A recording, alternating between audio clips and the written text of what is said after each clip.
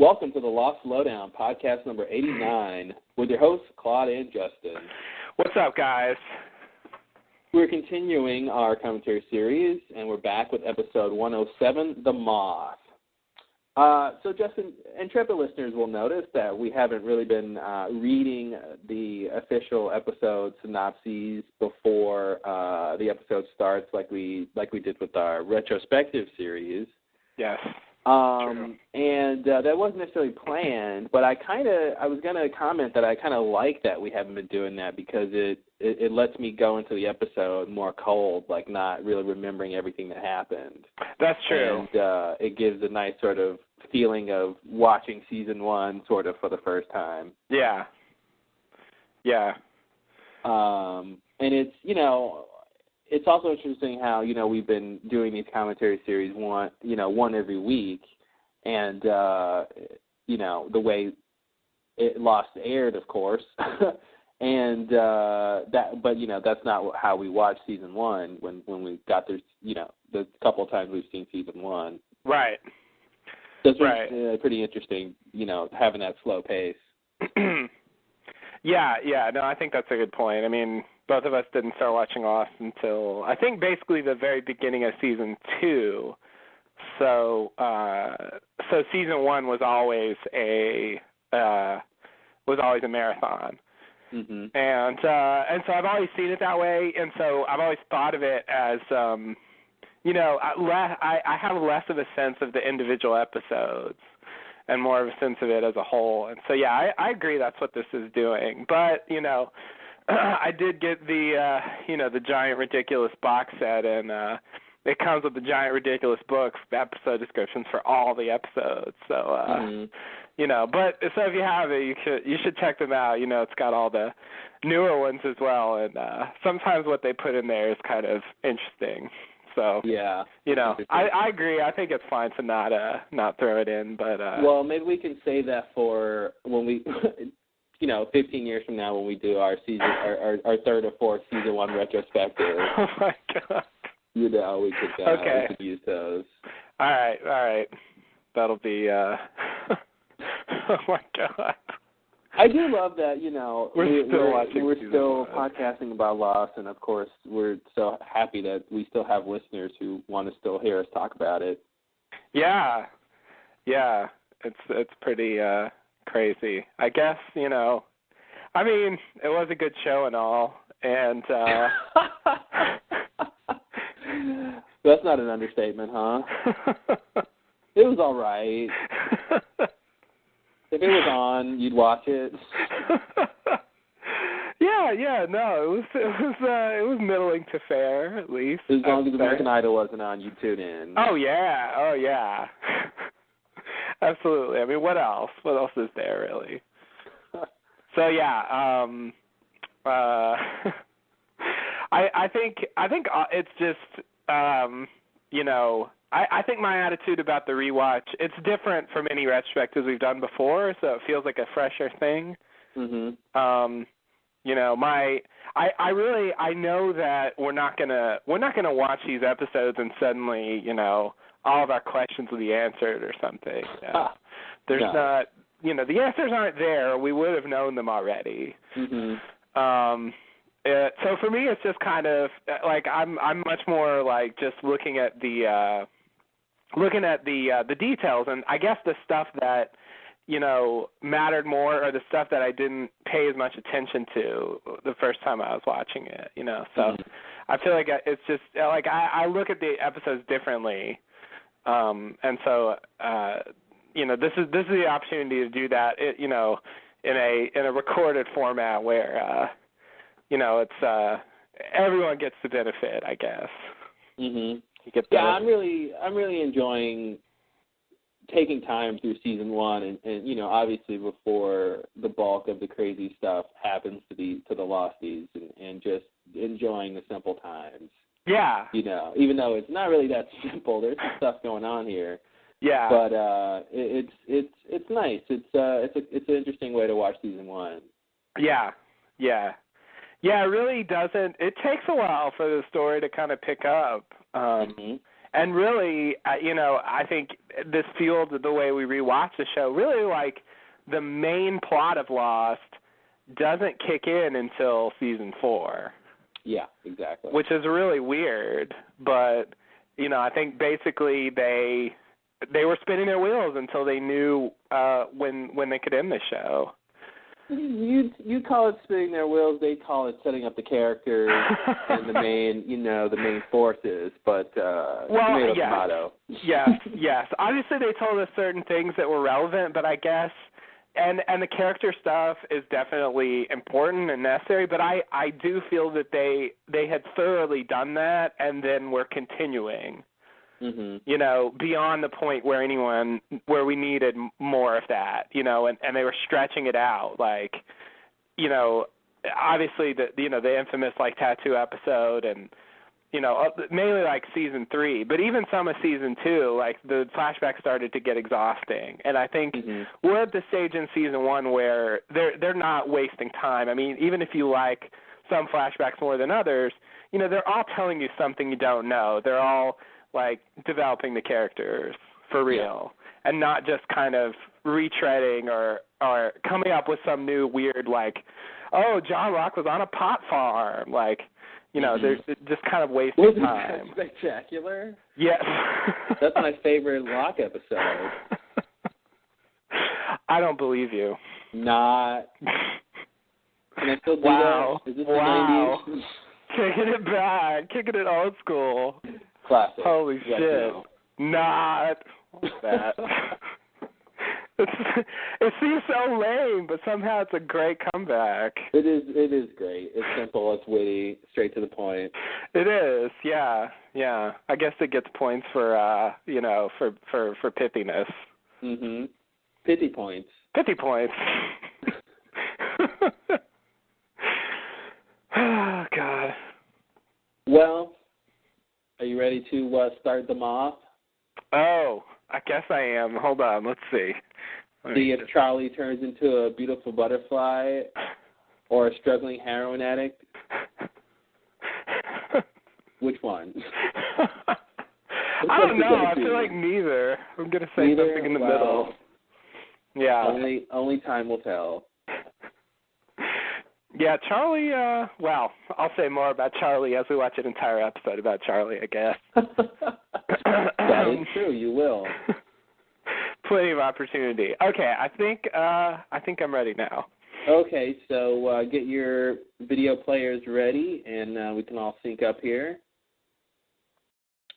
Even though a lot of you have been saying that you don't actually listen to the podcast while watching the episode, you just kind of listen to the podcast as a podcast, which is cool.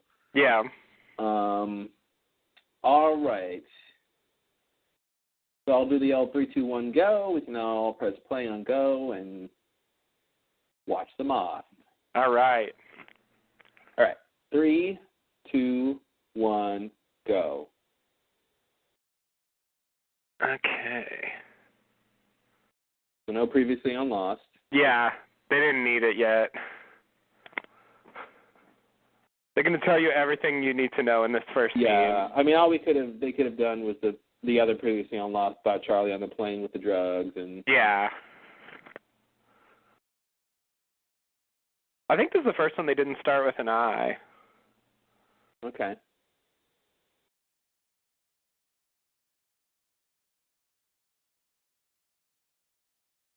I said now, move it. Locke's Charlie's rehab. Yeah.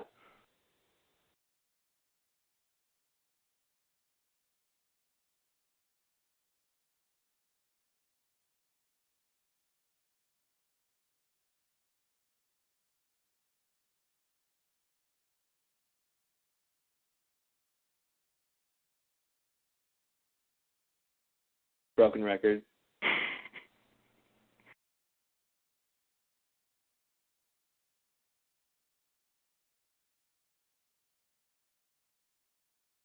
We don't either.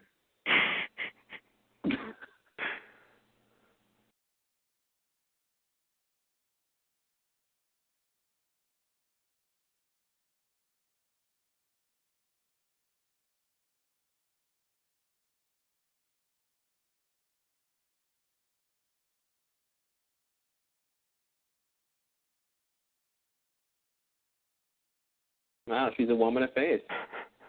Apparently so. So she wants to be rescued?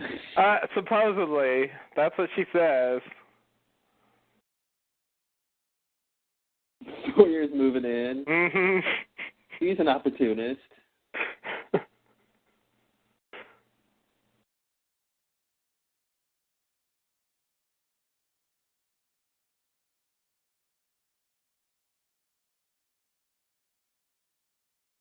Something rumbling in the jungle, number 5, oh, God. maybe? 4 Add or it 5? to the list. Sounds like a boar. Yes, it does. Clear boar sounds. Mm-hmm.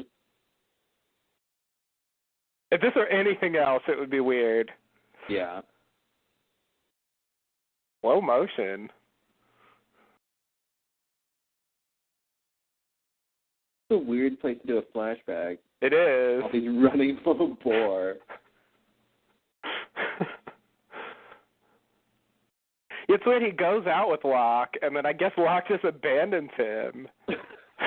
It looked like he was sneaking away somehow. Yeah. I don't know what was going on there. It's weird. It's like they forgot they set that scene up with Locke telling them to come with him. Yeah.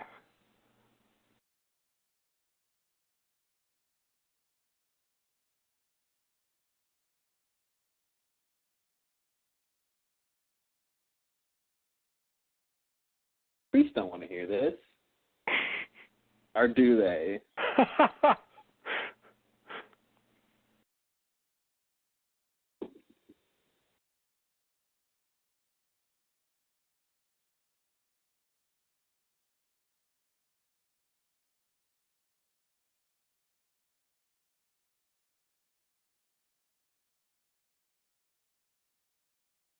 Because I just told you what I mean.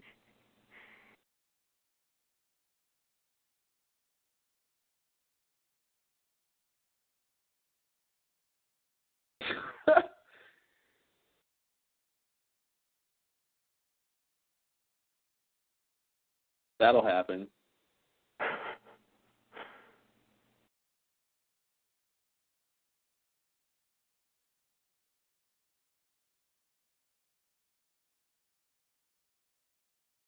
So Charlie wants to quit the band because he's sinning too much? Apparently. All right. But he's not doing drugs yet. Not doing drugs yet.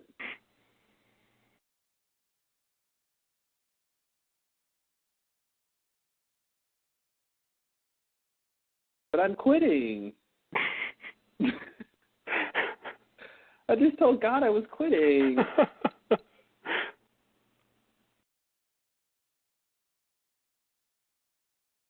That boar so doesn't want to chase him. Yeah.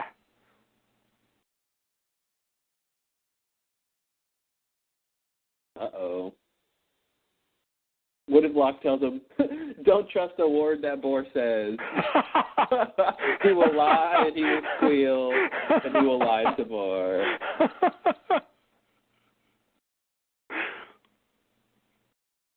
All he wants is drugs. I forget, did Locke already do the ask me 3 times and I'll give them to you thing? No, I think in the last episode he just said give them to me. He hasn't. Okay. I think he's going to do that thing now. Okay. I think that's like the main plot of this whole episode.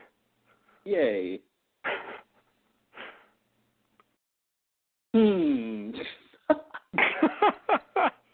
Is that boar just dead now? It looks like it's either dead or given up. It's tired of...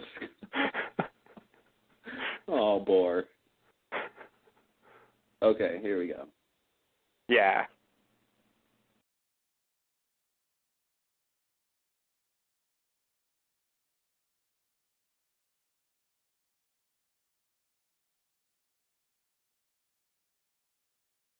And I'm going to kill him. So which do you want to be?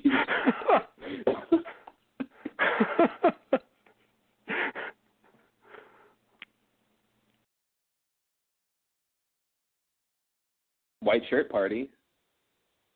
Slade measures in kilometers, of course. Of course, nice. Like a good Englishman. Mm-hmm. It's the Queen's measurement.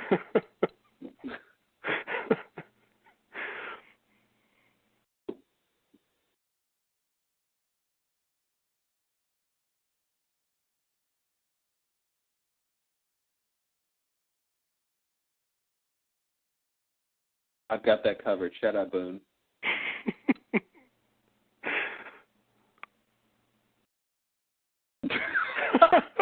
Wow. So there's like three big lines like that. Like, yeah. Thank God for this random thing we needed for this episode. Yep. Someone pulls out a submarine from a suitcase. Well, thank goodness for submarine smugglers. Now we can get off the island. Who brings a pregnancy test on an airplane? Someone who was like, ooh, I got to see if I'm pregnant. Oh, I'm late for my plane. I'll do this later. Sawyer's reading already. Mm-hmm.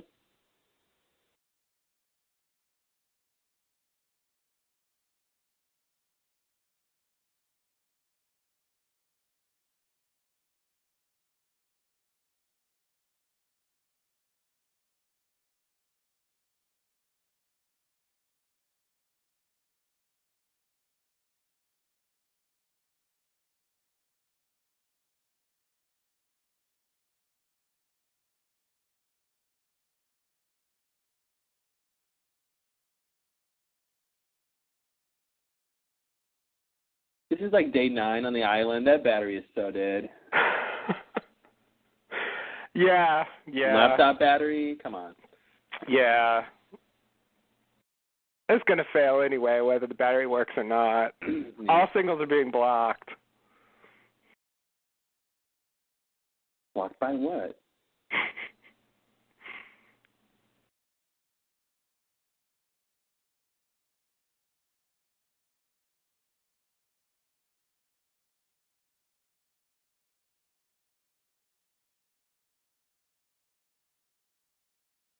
Hurley totally, like, isn't Hurley yet. You know? I mean, I guess no character's really who they become until we get their backstories, but... Yeah. Hurley takes a while to get one. Mm-hmm.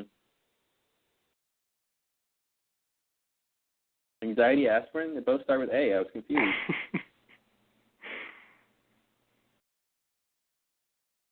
Looking a little anxious. Maybe you should take these after all.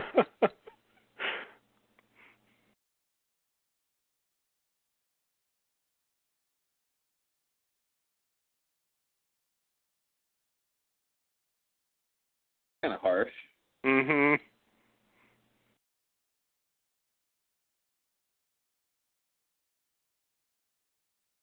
You're not good enough to help us sort luggage.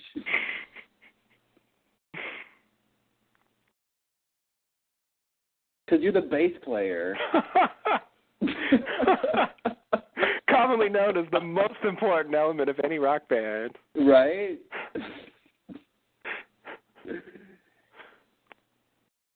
Everybody knows female bass player in Smashing Pumpkins was the key to that success, right? Absolutely.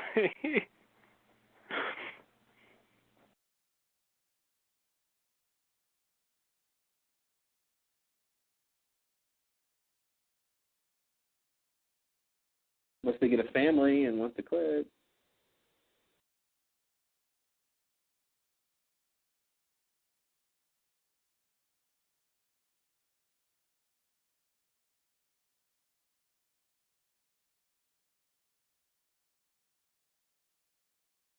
He's got like Wolverine chops. Yeah, he does.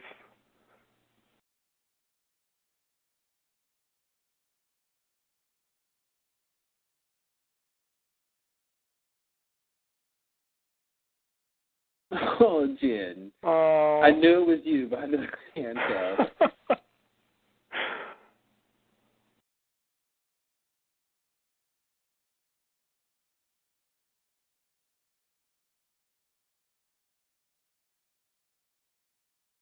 I'm surprised there's no scenes of him, like, trying to pick the lock on that thing. I mean, obviously they don't need to because they're going to get it off when they want, but... Yeah.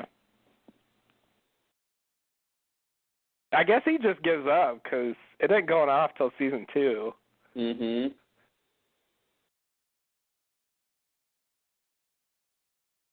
I'd always be afraid if I had a handcuff like that, you know, it would get, you know, clenched tighter. Yeah. Like, oh no, I rolled over when I fell asleep and now it's God. cutting off my circulation. Yeah, that's awful.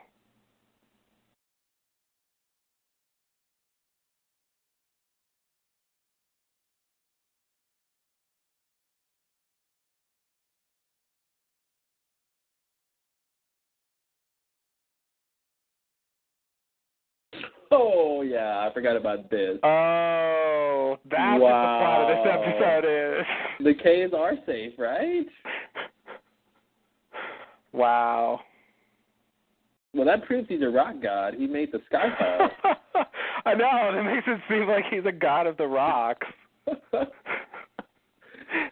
Literally, he's a rock god. Yes. I control the rock. And then he gets out. You know, he's the one who causes it, not to go in trouble. It's just perfect. I don't think he ever really used this power again. No. He saw the damage it could do. Yeah.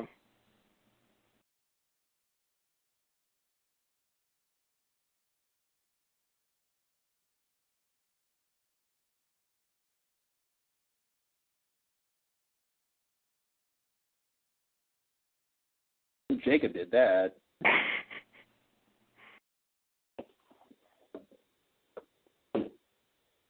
Oh, man. Tell section. Woo! I know. Can't wait till we get there.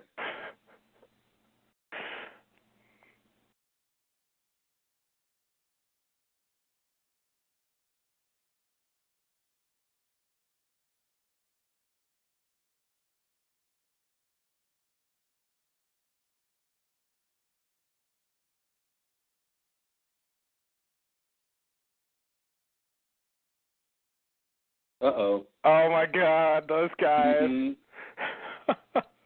What was it, Skis? Yeah. One of them's going to be dead soon. Mm-hmm.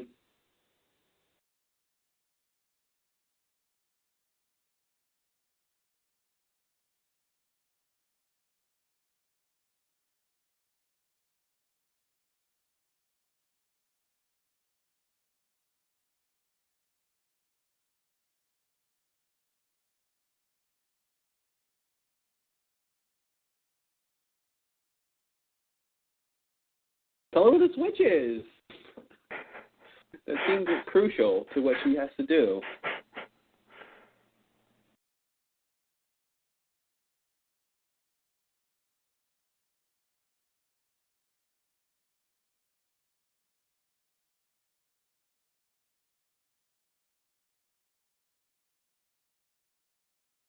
Apparently have flashbacks. I think everybody does that. Not today.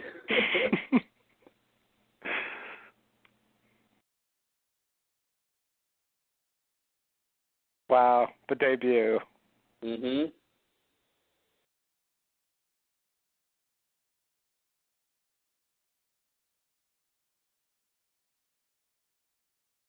The lead singer's getting on the lines.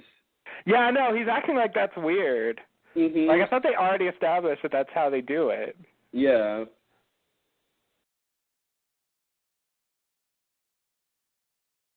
Yeah, I don't know why they didn't make Charlie. I mean, why is he the bass player? He plays guitar on the island. He does. Why isn't he the lead singer / guitarist for the band? And it would make everything work the same. Well, make Liam the bass player. Yeah, if they had Liam as the bass player step up and start singing, that would make more sense. Mm-hmm. And then, he's better or something, and he's getting more attention. The band is getting better attention for him being the lead singer or something. But, exactly. Yeah. Because, like, he's already in a subordinate role, so it's weird to even be jealous.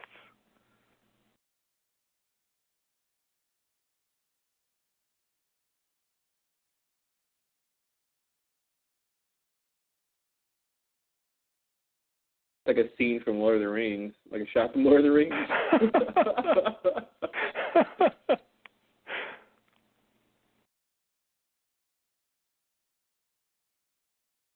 Boom, in your face. Oh, yeah. So make me draw a diagram.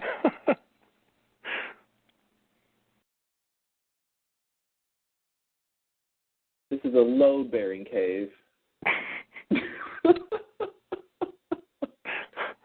Locke really should be done. I mean, he got his boar. I don't know what he's doing. You clearly have never captured and killed a boar. It takes a lot of work. He's still cleaning. All right. You're right. You got me.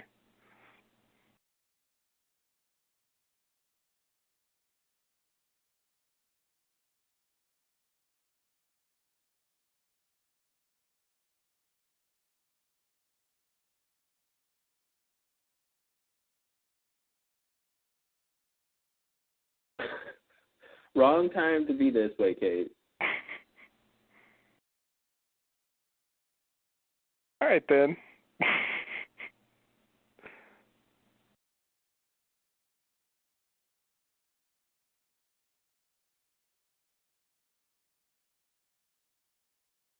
Yeah, it's interesting because he could have taken it, he's obviously trying to impress Kate, I guess. Yeah. Because he could have just, made her feel bad by saying, hey, your boyfriend's in trouble. But then, that would have, I think another story reason why he didn't say that now is because they got to go do that antenna thing. That's true. They would derail the Saeed plan. Yeah. You're right. That's what Locke's doing. Yeah, there it is. That's really gross looking. It's, I don't want to be there when he's doing that. Yeah. I don't want to eat that either. Uh-oh.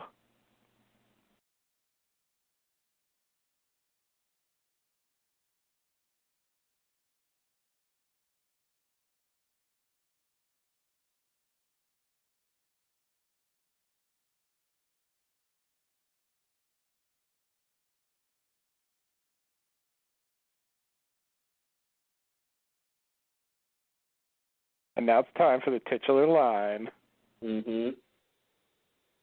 3, 2, 1. Nice.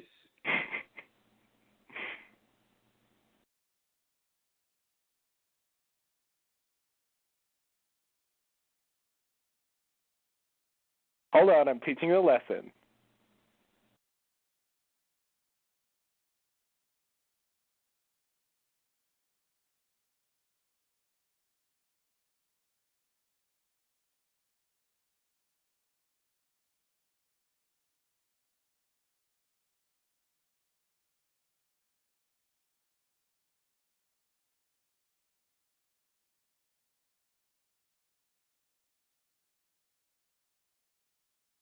Did Locke just say he's nature? I think he did.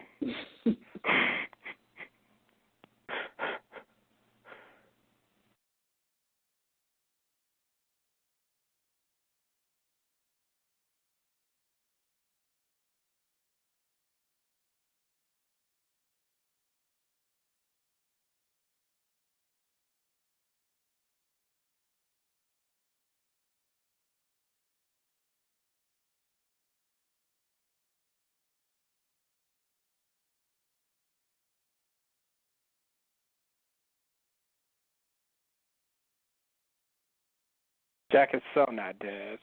I guess somewhere Man in Black has his fingers crossed that Jack is dead.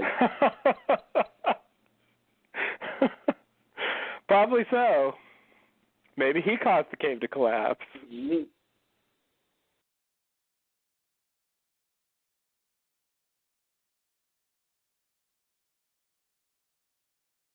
Where's that light coming from?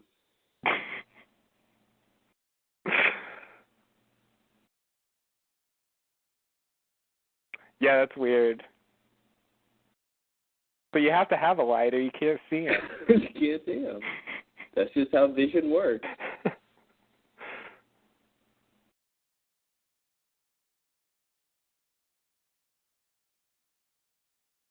Wow, Hawaii, green much? I know, right? Enough. Enough with the green. Try another color. Jeez. Just have to be beautiful and naturistic.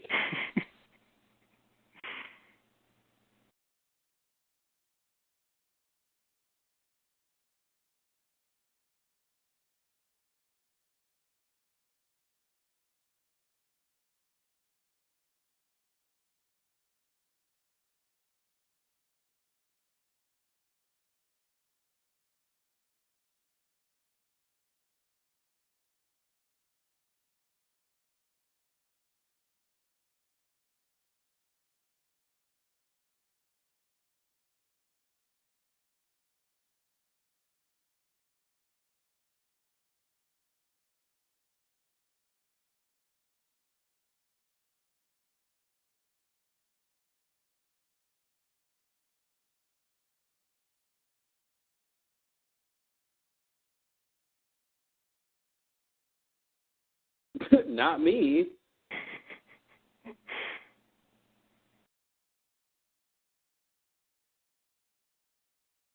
Where is Claire? You I don't think we've seen her yet. This episode.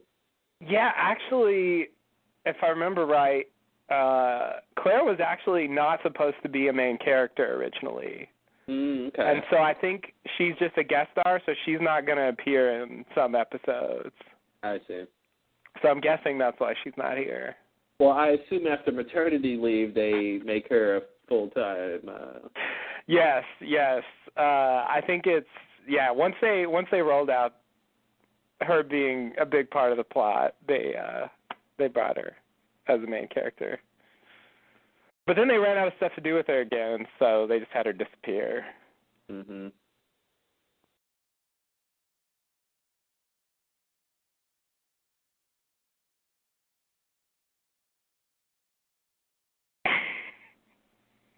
That's all it takes.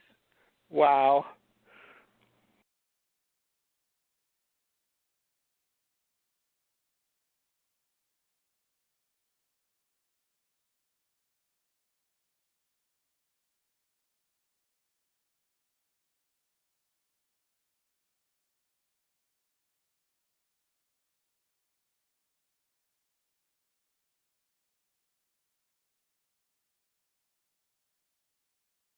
Is that a euphemism? Is that what you kids are calling it?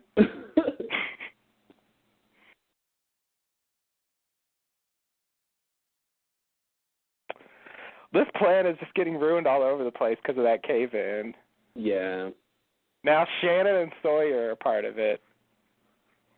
Yeah, Saeed would be like, let's abort the plan because two of my main people are not in this anymore. Yeah.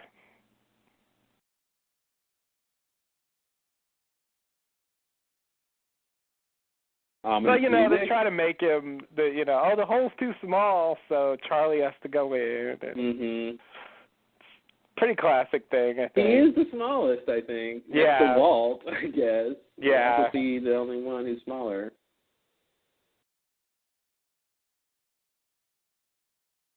Yeah, they're not going to send Walt in. No. Even though it does seem like he should have the power to just, fix it.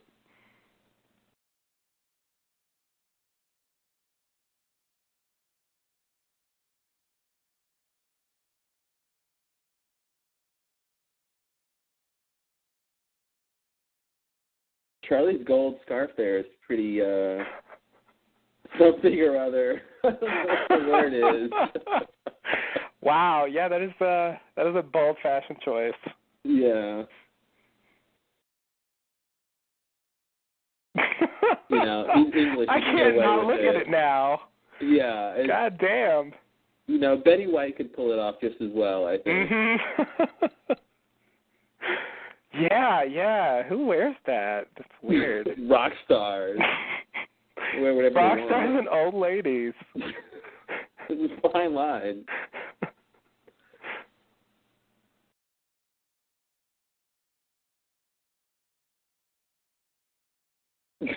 He didn't have an answer for that.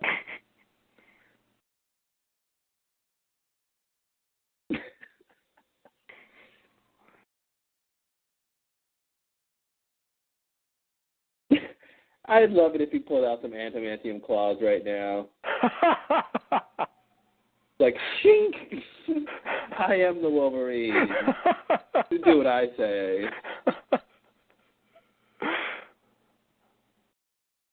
He could be Wolverine. He could have. They ever do another remake? Yeah. And I think he's actually American, so. Oh, is he? He could do that Canadian accent. Yeah, I think so. Hmm. I think he's just doing an accent here. He's fooling me. Yeah, it was pretty good.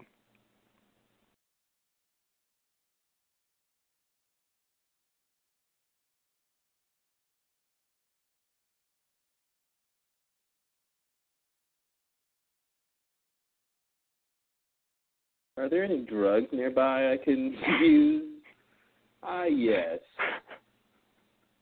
Yes, there are. So basically, Charlie felt like he was sinning too much, being in a up and coming rock band. Decides he wants to quit. Yeah. Then he gets signed to a big contract. Then his brother gets into drugs and megalomania. Yeah. Which happens. And now because his brother is on the down off the deep end, he is struggling and turns to drugs.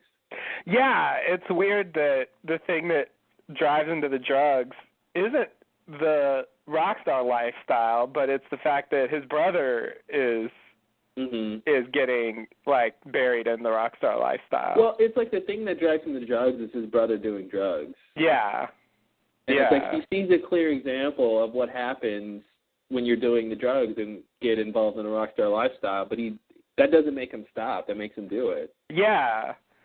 And he's telling him to stop, but he's like, we're not going to stop. So I guess he's like, okay. Well, I better join I guess he says I better join in the band, join the party.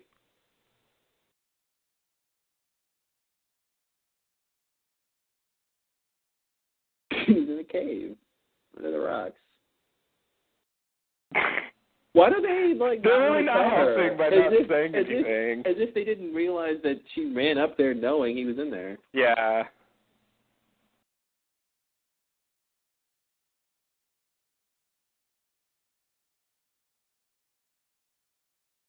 Oh, that's what we missed when we were talking. Oh, okay. That's okay. They put in the exposition for us. Yeah, exactly. Just in case the viewers were podcasting while they were watching. I hope that was the reason.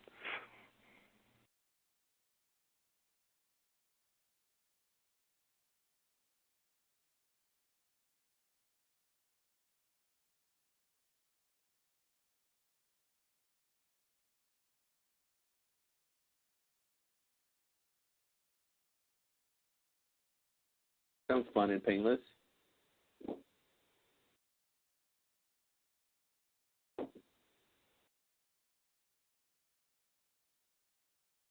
Have you ever sewn drapes?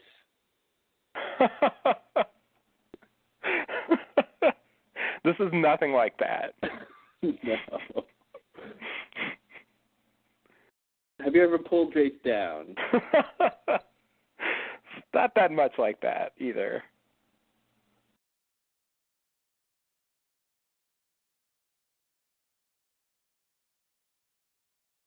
God, I hate this noise. Mm-hmm. It's like, ugh. It's the Foley artist's worst noise to me. Oh, there's worse noises than that, my friend. Well, okay. I've heard some awful stuff thanks to great Foley artists. You're right. Probably the slimy, slurpy sounds are worse. Mm-hmm. Mm-hmm. I hate that one.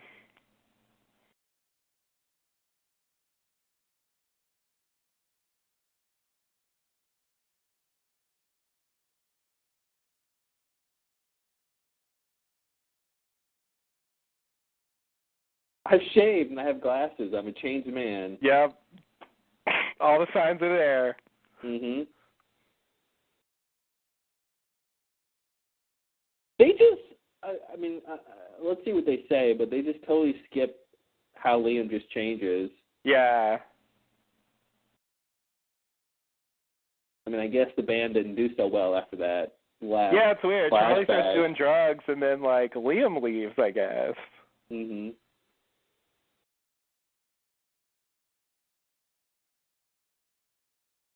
And did he need glasses the whole time? Was he wearing contacts before?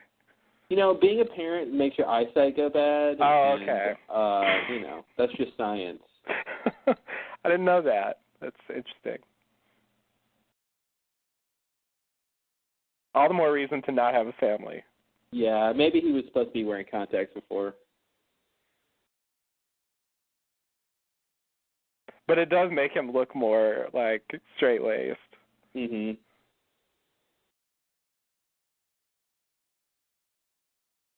And the beard. I learned it by watching you. There it is. Mhm.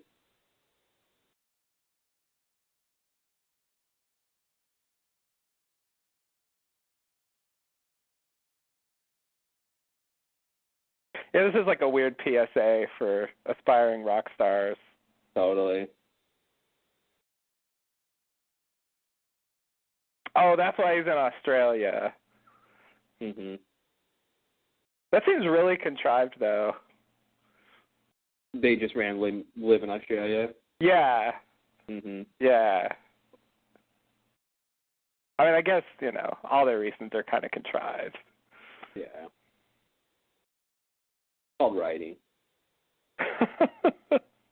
Is that what it's called? Yeah. That's what the Greeks called it.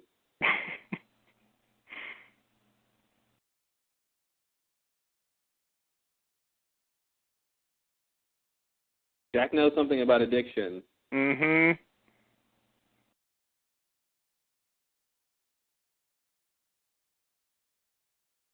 He is the world's most restrained alcoholic.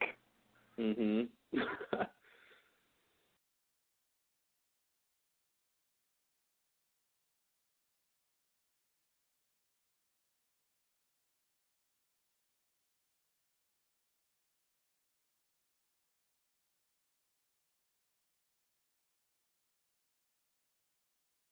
I think he does forget it. I think he does. I think everybody does. Mhm.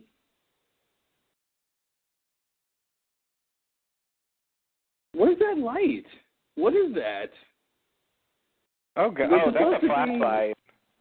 That's a flashlight? I think so. With like That a thing on the rectangle side. thing? Yeah, I think it's a flashlight with an extra light on the shaft. What?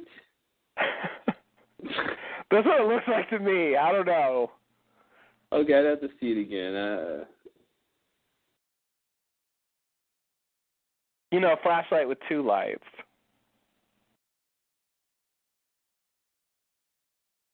Oh, I see. There's the man in black. There he is. He's a moth now. Yeah, doesn't that look like a flashlight? With like a light but on the side? the main light isn't on. Yeah. Yeah. Where did that flashlight come from? Did they go in there with that or something? Maybe. I don't remember. I was podcasting. Oh, okay. Me too.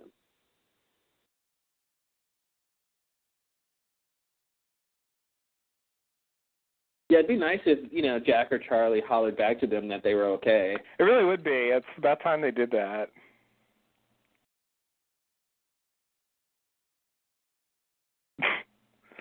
There's been a light the whole time. Is that one of his withdrawal hallucinations? Like, see, like, no, Charlie, it's more rock. Don't dig.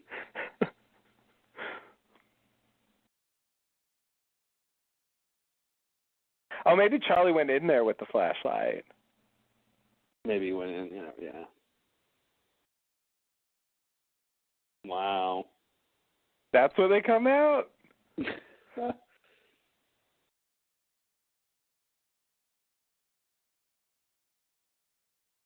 A horror movie shot. Mhm. Whoa. Hey guys, what's all this digging about?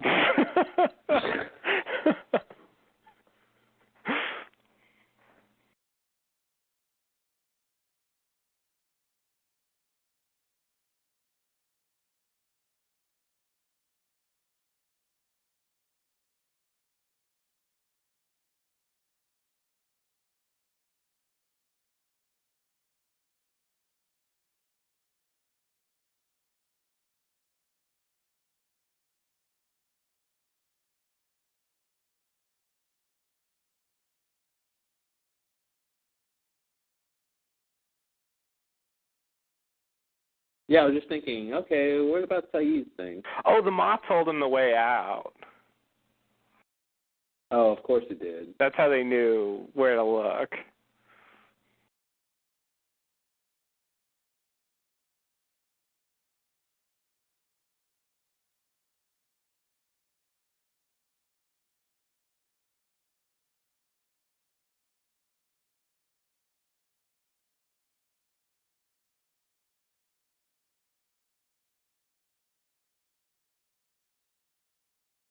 I remember thinking, when I first saw this, no way Shannon was going to do it. Yeah, I thought so too. She was on top of it. And she cared.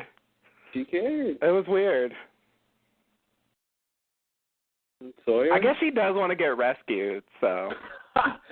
That's a cause she can believe in? Yeah. She just didn't want Boone to think she cared.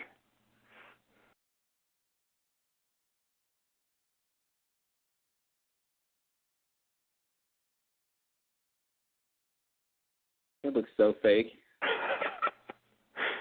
Uh-oh, Locke's coming.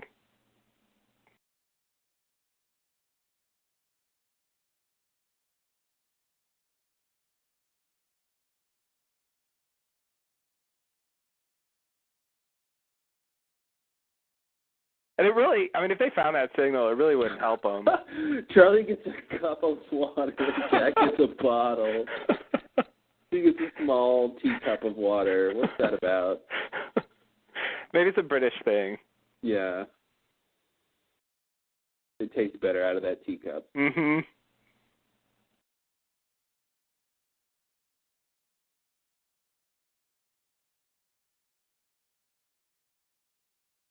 Is he basting that boar? With I think so. Palm leaf? A little fricassee.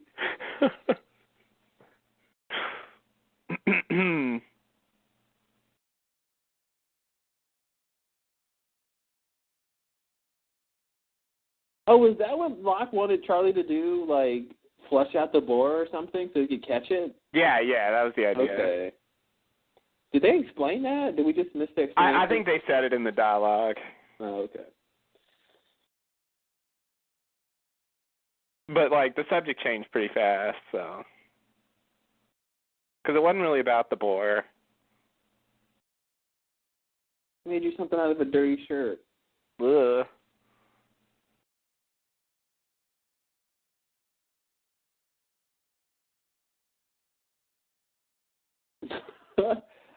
Zing.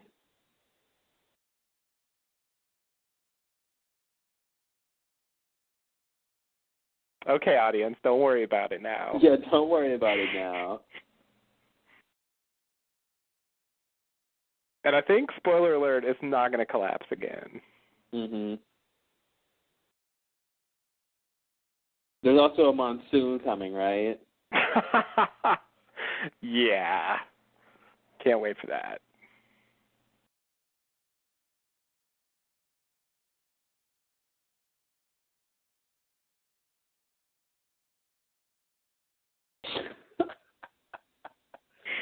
I don't know what he's doing, but yeah, it looks great. it looks like he knows what he's doing.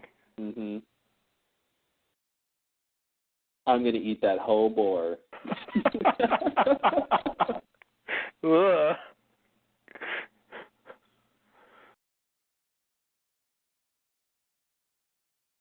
Of course he wanted. I guess it's the start of that whole Charlie puts his hood on and he's evil now thing. Yeah. Although they're baiting us because he's actually going to throw him away. What? Spoiler alert. I don't believe you.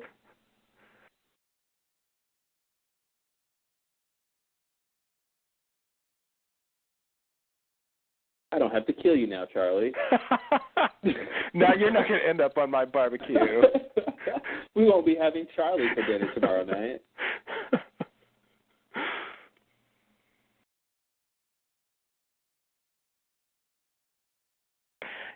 When did Locke stop helping people? When he got lost in his own drama, I think. Okay. He seems to be thinking that he needs to help or something, help people. Yeah, like he's putting a lot of work in just to help Charlie, and he does it for other people too. Mhm. I think by the time he loses his voice and then gets really confused about what he's supposed to do, he's not really worried about helping other people. Oh, that was Lost. Wow. All right, the Moth, huh? That's so it's basically Charlie's backstory with the drugs and the band. Yeah. Charlie and Locke on the island. A little bit of Saeed's plan starting. That was the B plot. Yeah, and then Jack getting stuck in the cave. Yeah, which tied into Charlie getting to feel useful and be a hero and all that. And also, they spent time on Sawyer, who's going to be the focus of the next episode. Yeah. So I feel like once again they set up things for to lead into the next one. And there's that whole thing of Saeed, acquiring the signal and then getting hit from behind by a mysterious individual. Big mystery for the big mystery to come. Yeah, and I think it's like quite a while before they reveal who that was. This wasn't a bad episode. Yeah. It's definitely very, there's not that much going on. Like the most plot heavy thing is Saeed's plot really, and it just fails. They go through all that, and then it's just kind of sabotaged. Yeah. It was already kind of crappy because Sawyer and Shannon were involved, but then Saeed gets hit, and it's like the whole thing just fails. But I think the weird thing about it is that, just knowing what all's going to happen, even if they found that tower, which they eventually do, it's not going to help them. No, it's not. They'll just go. They could go in there and shut it off, but they're not going to be able to broadcast. So all of this is really in vain, but we don't know that at this point. No.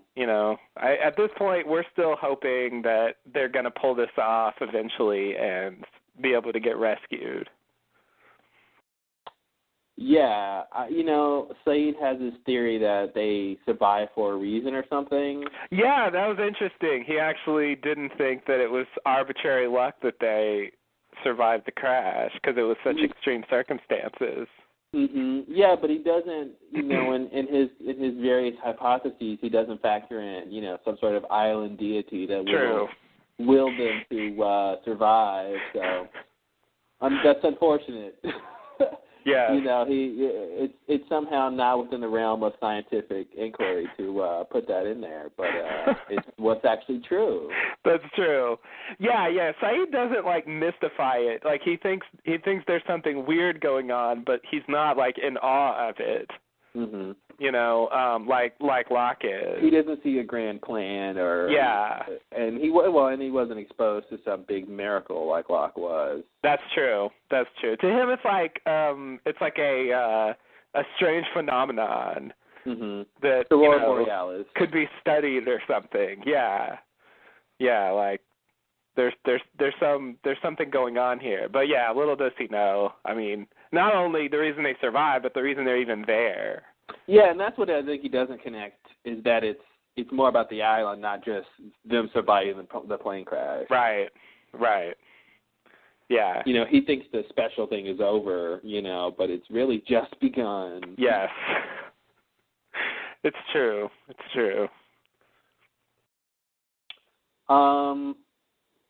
Yeah, the Moth. Definitely not the best episode of season 1. No, but not bad. I mean, it's not bad. It's sort of. I feel like it's kind of a. It's kind of a transition episode where they're sort of moving out of the initial stages of crashing there and dealing with it, and moving into, really dealing with the stuff they're going to encounter on the island. So I feel like it's occupying a weird middle space where they don't have a lot to focus on. Mm-hmm. And I do think that Charlie's backstory is not one of the better ones. It's not. It's okay. I give them credit for making, the sort of through line of how he, how he feels about being a rock star, and then how he feels about the drug stuff, and then how the band breaks up, and yeah. I give them credit for making that a little bit more interesting. It doesn't necessarily make a lot of sense, because I think there's a fairly big gap between the last flashback when Liam is like, "I am God." Mm-hmm. To paraphrase Alec Baldwin, and or quote Alec Baldwin,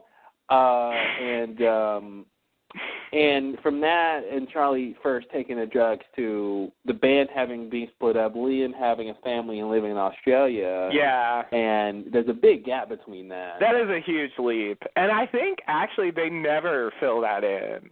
Mm-hmm.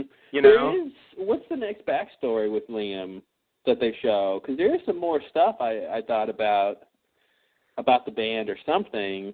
When they come back to that, they do show more of the band. Oh, that's right. But they show more of the downfall, right? Cause I remember that commercial where they're dressed up in the diapers. Yeah.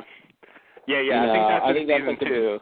That's like the beginning of the end for the band, I think. Yeah. And they're singing "You All Everybody" at this show. Mm-hmm. And I guess that's supposed to be their biggest hit. So right. I don't think they really get much further than that as a band. Yeah. I think that's the idea. They're sort of a one-hit wonder. Mm-hmm. That collapses, but they don't really I think the next Charlie flashback is during the time when the band's broken up, before he goes to Australia, and it's about him he meets that woman and she gets him a job selling copiers or something, and he's on drugs, so he fucks it up, and mm-hmm. That's the next bit of Charlie we get. So it doesn't involve the band at all. Oh, okay. And I think most of the flashbacks from now on are like that. They're either all about when the band was still going, or they're not about the band, but not about that weird transition that happens. Mm-hmm. But I think the idea with Charlie was supposed to be originally that he was a washed up rock star. He was supposed to be older. Mm-hmm. He's supposed to be more 40s or something. And I think they sort of had to change it a bit when they cast the actor, and he was a bit younger than the character was supposed to be. So it makes the story a little weird. But I think the original plan, it would have made more sense that there was this period of time in the past when the band was big, and then later on, they've dissolved because they lost their popularity and stuff. Mm-hmm. So I think that's part of the reason why, but it is kind of strangely disjointed. Yeah. I think part of it has to do with how they're trying to make it interesting, who decides to do what in the history of, that little, the flashbacks that we saw. Yeah. Because it starts off, you think, okay, Charlie doesn't want to sin in this band. You think, he's going to be the guy to really get taken in by the drugs. But it's really, he just decides to, I guess it goes back to making a choice to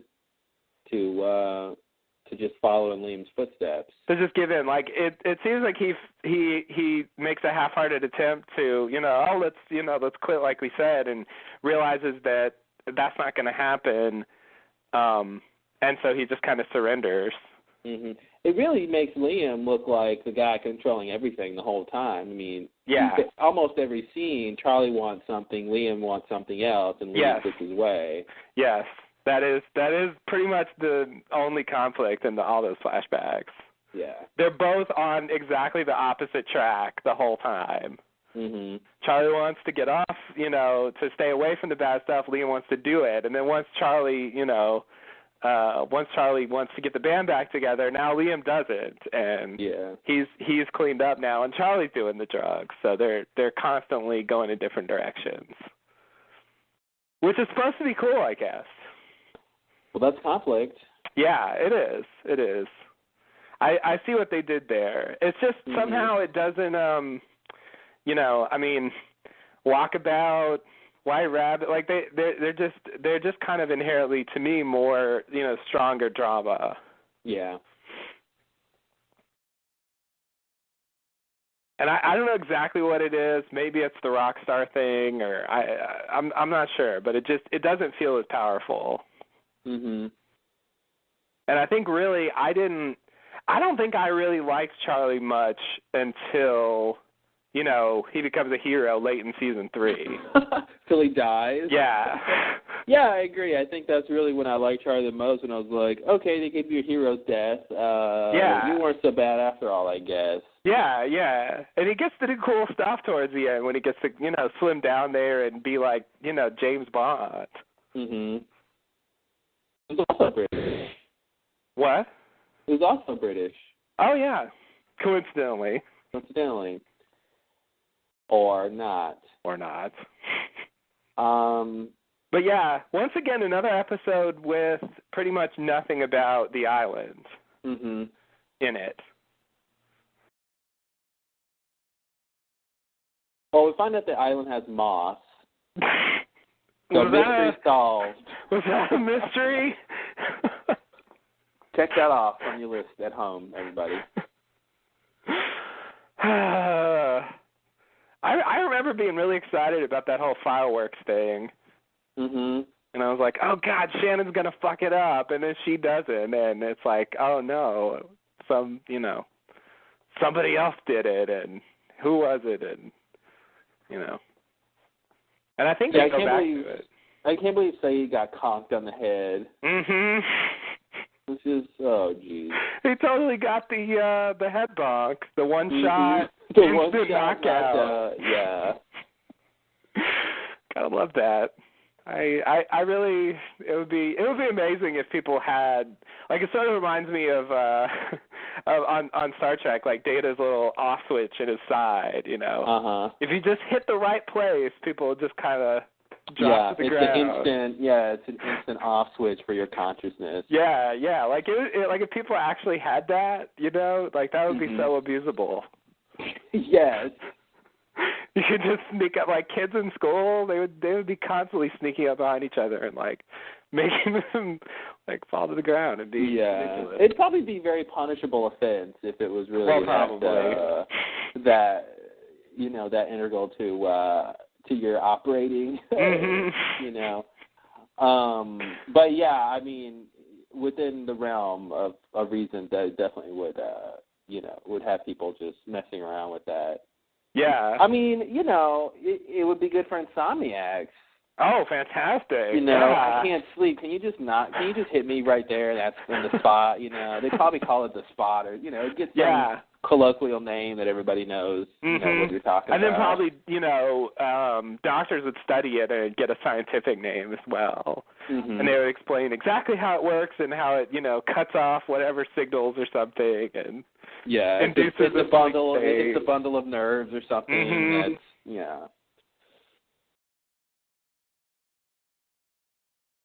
But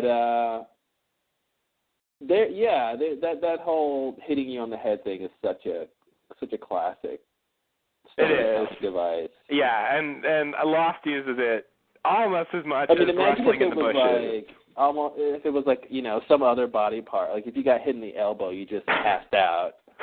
It's like your funny bone or something. Like if that gets hit, you just get past. You just fall down. Mhm. Yeah. I also find it kind of surprising how attached to Jack Kate is already. She's very. I mean, this episode. Yeah, I was actually surprised at that. I mean, that was just very clear like, I'm really into you. Like, she wasn't that excited to see Charlie, even though he wasn't trapped like Jack was. Right. You know, it was like, she's not going to go hug Charlie just because she's happy he's alive, too. Yeah. It's like, no, she was really invested in making sure Jack was okay. Yeah. And that was definitely huge. Yeah. Yeah, it's like they've only been here for, I don't know, a week or so at this point. Like, oh, you know what day it is. Okay. Mm-hmm. So it's 9 days. I mean, it's, that's a pretty strong bond for 9 days. Yeah. And I didn't remember it being like that, I guess. Mhm. I knew it was more gradual. And even, like, everyone knows about it. You know, they're all like, we got to tell Kate. Well, and you saw, people are aware that they're close, and you saw how reticent they were to even say anything about Jack when she showed up. Yeah. No one wants to be the one to say he's dead or alive or whatever. Right.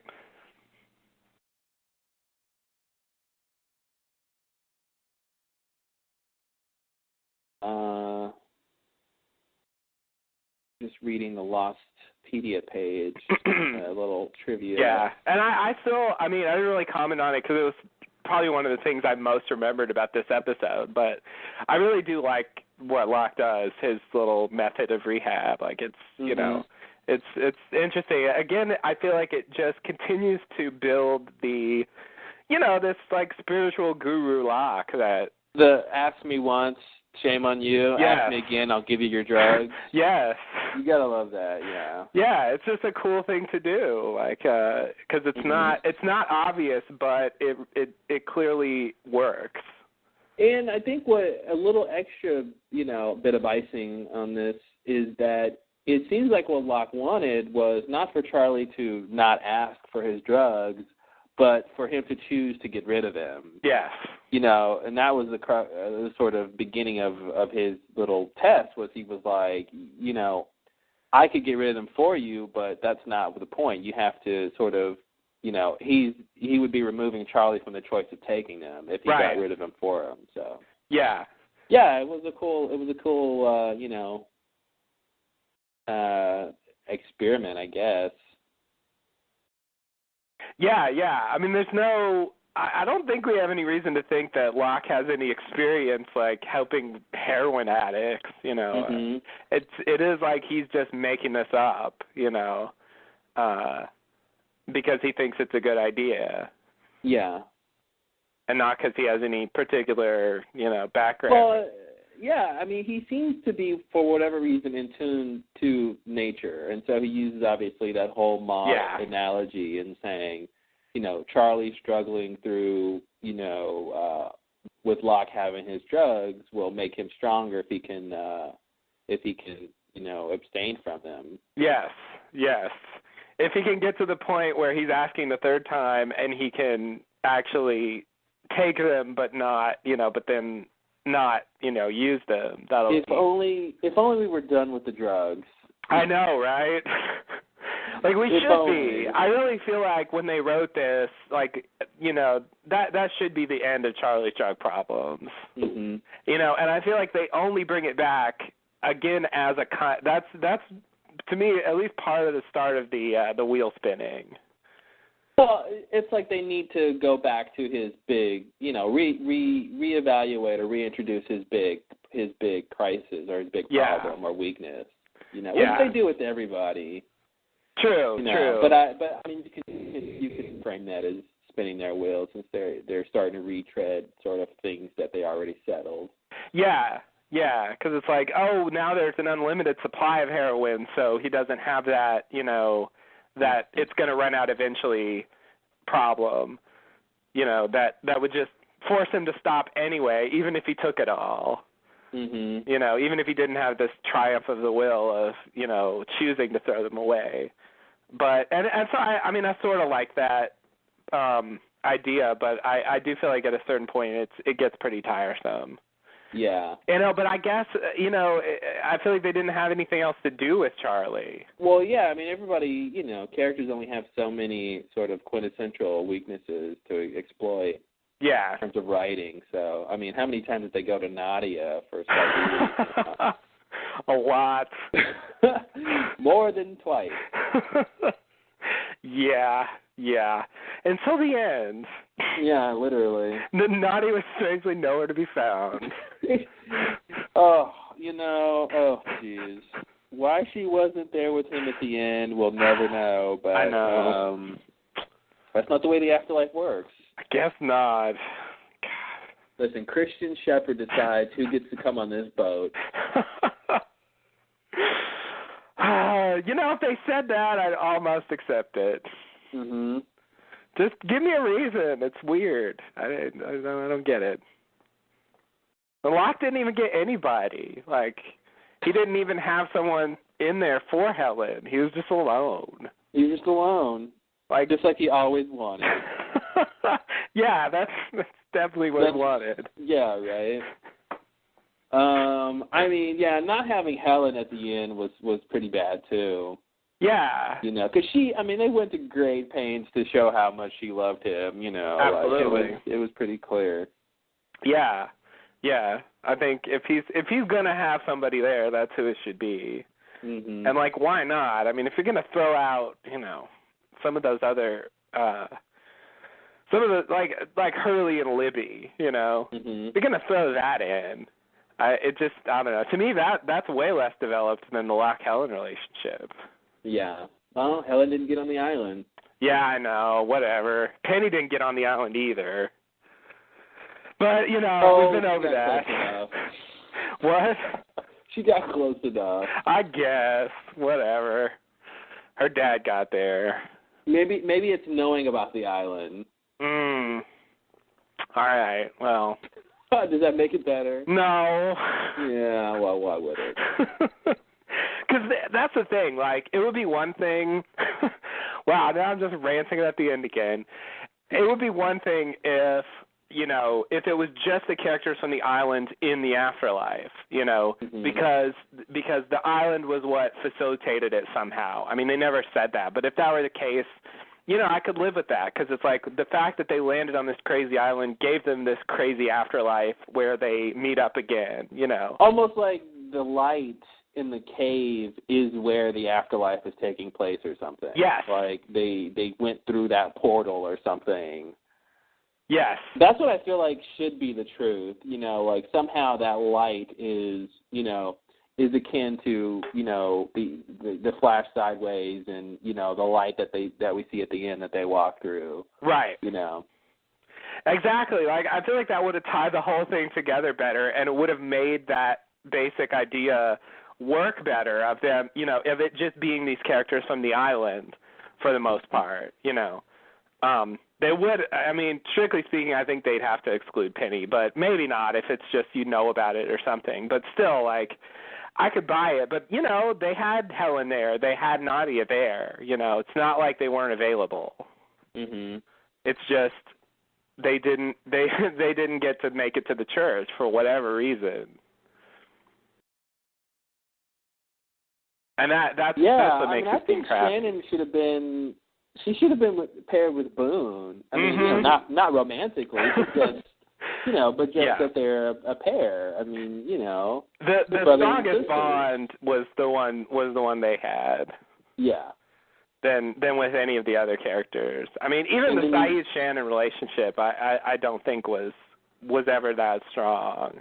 I almost wish. I mean, this would have made it weird, but they could have done something like, have the church scene play out the same way. But at the very end, when they're all sitting down, before Christian opens the doors, you cut to Locke and Helen sort of appears there. Yeah. And you cut to Saeed and then Nadia sort of appears there. So the Losties get to have their moment about being together, but then as they go to the afterlife or whatever, Helen and Nadia, the real people who are supposed to be together for eternity or whatever, sort of manifest themselves. Yeah. So wherever they were before, in whatever sort of afterlife, parallel flash sideways they were having, when it's time to move on, that they sort of all join together. But that would have made it weird, obviously, added more questions, but... True.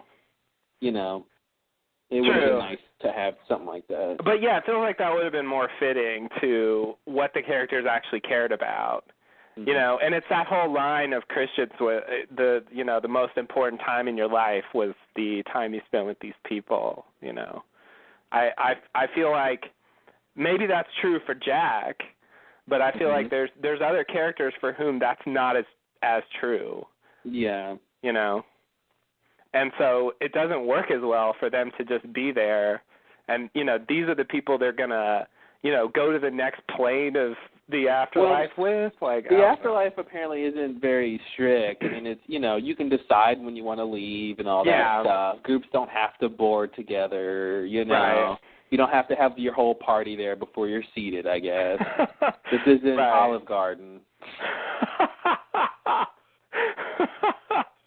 That should be the motto for the afterlife.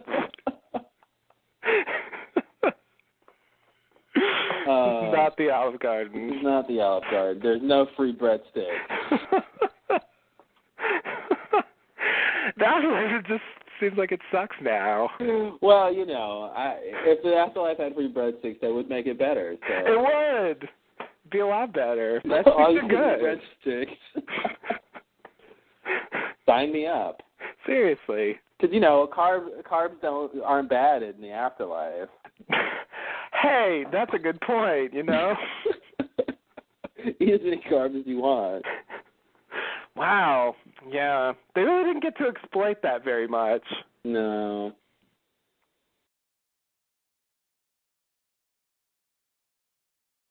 All right. Well, anything else for this episode? Let me think. Yeah, I'll just say, I think you're right that it really is once. I feel like part of the downfall of Locke is him finding the hatch and getting obsessed with it. It totally derails. He has some sort of inner belief at work now about what he's supposed to be doing that he's not sort of sharing with anyone. And I think that totally gets derailed. Yeah, you're right. When he finds the hatch and he thinks, it's like he shakes his magic 8-ball and he's like, all signs point to the hatch for your destiny. And he gets really confused and derailed by that and never recovers. Yeah. Yeah, it feels like that is like that is the thing that he's never able to get past. Mhm. And he mystifies it. He starts to see the hatch as the culmination of his spiritual journey on the island. And I feel like he never fully appreciated the fact that how wrong he was. Well, considering that the hatch is a man-made creation, and how before that so much of his journey is about nature, and it seems to be very tied to the island specific, but. Yeah. Somehow the fact that, these people made this structure just totally baffles him. He thinks, okay, well, this computer is my destiny. Yeah. It's weird to think that, I think, for him. It is. And I just, it doesn't seem like he ever realized, how wrong it was to do that. Mm-hmm. How the fact that was there was, was not really mystical at all. No, not at all. It's just it's just something that people build. Mhm. It's just a building. I mean, there's no reason to think it's gonna have some kind of magical destiny waiting for you in it. Mhm. So yeah, it's just unfortunate because it's cool to see the old Locke, but I know that he's limited time only. Get it while supplies last. Yeah. Yeah. Because even when, I don't necessarily hate Locke in seasons 4 or 5 or whatever, he never gets that quality back that he has in these episodes. I'm having a lot of flashbacks of us talking in that season 4 and 5 era about how great Locke was in season 1. Yes. Oh, those were the days. Yes, it's a much discussed topic. I mean, it just seems so significant because, he was one of the great characters of the show in the beginning. Yeah. And I mean, he continued to be good, but he definitely lost what he originally had. Mhm. And I feel like his, the interest in him, like he became very pitiful. It's almost inevitable on a show about people trying to answer questions they don't know the questions to, let alone have the answers to. Yeah. And it's probably because, I mean, what makes Locke great is he has this knowing quality, and the truth is he doesn't know anything. That's true. And that's what's revealed, is he's not sure in his own beliefs, and he's not sure in what those beliefs would even lead to. Right. And he can't be by virtue of the forces that are against him in the situation that he's in. So, I mean, it's just unfortunate, but it's like inevitable in a sense that he would have to lose that knowing quality that he has. Yeah. Yeah, that's true. That's true. I mean, yeah, that's the reality. He doesn't know anything. Mm-hmm. He's just kind of playing this role that he's made for himself, but it's not based on some kind of, actual knowledge. Mm-hmm. And it's just it's like disappointing. And I'm also frustrated that he never actually learns what was going on. Mm-hmm. He never finds out what the story was. Yeah, I feel like in the afterlife he should be like, "Hey guys, so what was the deal with the island?" Yeah. Did you guys find out? They could really tell us some things that he would be interested to know. Mm-hmm. When these things happen, when you talk to Christian, and he told you to turn that wheel, that was a smoke monster. Yeah. Like I just, it's frustrating that he thought that the island was leading him on a path to a destiny, but he was wrong. Like there were just these other entities on the island that had their own agendas, and they just used him. Like everyone in his life did. Like his father did. Like he would break some afterlife dishes when he knew that. I know. If dishes can actually break in the afterlife. Those dishes would be definitely well earned, I think. If ever he should break dishes, because really he he was just so deeply wrong about, like, he knew. He did get that they were there for a reason, but he didn't, he never really understood how kind of not mystical that reason was. Mm-hmm. And also, like, what actually was leading him along. He was there because of a bet placed centuries before. Exactly. Yeah, it's like, I don't know. I feel like his character should have earned the right to learn those things. Yeah. If any of the characters did. I wish there was some way Locke could have been back in season 6. Even it's some weird thing like when Jack is killing, Man in Black, something like Locke, like some flash of something that it's Locke actually there. For some quick second, Locke is there, and Jack gets to say something, or Locke says something, or I don't know what. Yeah. Or even Locke as an apparition shows up and says something to Hurley about all this stuff. Like, yeah. That's something that I thought would happen at some point. Mm-hmm. And they could have done. I mean, they had that concept there. Yeah. It wouldn't have been outside of bounds for what, I mean, it makes it so weird that we're supposed to believe that that Walt had a dream about the Man in Black. Yeah. Standing on a beach and people were after him. Like, why didn't he know that wasn't Locke? Yeah. Yeah. Yeah, that's really weird. It's frustrating. I mean, when they told us that, the audience doesn't know that it's not Locke. So it's one of those things that I feel like only retroactively becomes a problem. Yeah. At the time, he's having a dream about Locke on the island, after he's resurrected, so it's cool. Mhm. You know, but yeah, then there's what the reality is, and it's like that's crazy. But I guess that's the idea. He just had a vision of what happened on the island in the future, and he just didn't realize that that wasn't Locke. Yeah. Crazy, Walt. I know. That's why nobody told you your dad was dead. 'Cause you're so crazy.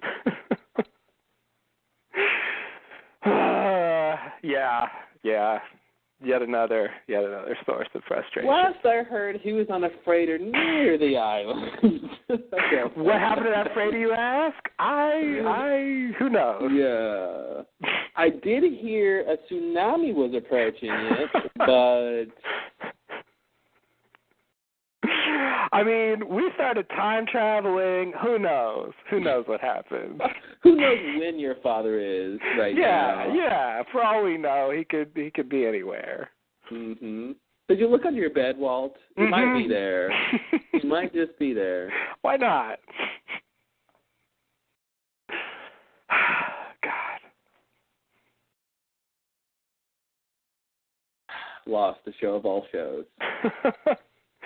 Yeah. For as good as it is, it's also, for me, probably, of all shows I've ever watched, the most frustrating. Mhm. Probably because it's good. Like, if it sucked, it would be easier to not care. Yeah. You know, but the good parts make me frustrated when they don't do things that would just make it that much better, I think. Yeah, it seems like a lot of times there's these little extra bits that would have just made everything so much better, but it's like I think they spend their time working on the stuff that we don't complain about. True. Which is why we don't complain about it. Right, because that's actually good. Yeah, and then the stuff that we complain about is the stuff that it seems like they could have fixed, but were most likely working on the stuff that works. They weren't really worrying about it. Mhm. Yeah. No, I think that's true. I don't know. I wish they had done more of that.